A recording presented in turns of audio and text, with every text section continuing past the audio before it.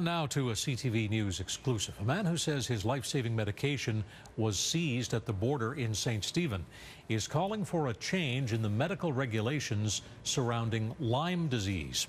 He's being treated for it by a doctor in the United States, but he now finds he can't bring his prescriptions back into Canada. CTV's Emily Barron-Cadloff in Canning, Nova Scotia with his story. I think I only had days to live. I was suicidal, really suicidal. That was Donnie BLENUS last year, just before he began taking medication.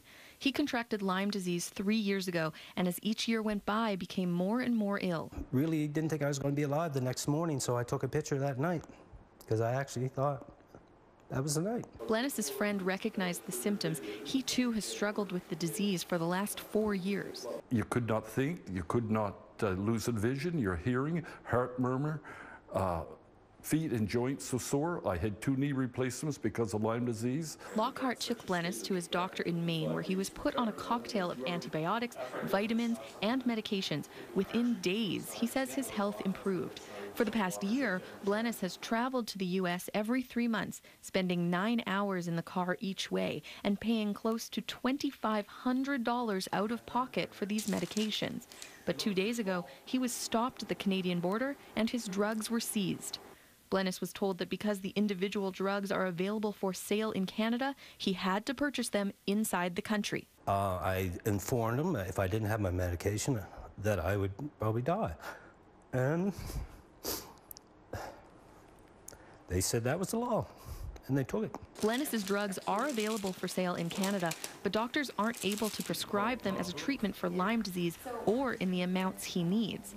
John LOHR, MLA for Kings North, says the province can change the legislation, but they're dragging their feet. The fact is, in Nova Scotia right now, you'd be better off going to a veterinarian than a doctor.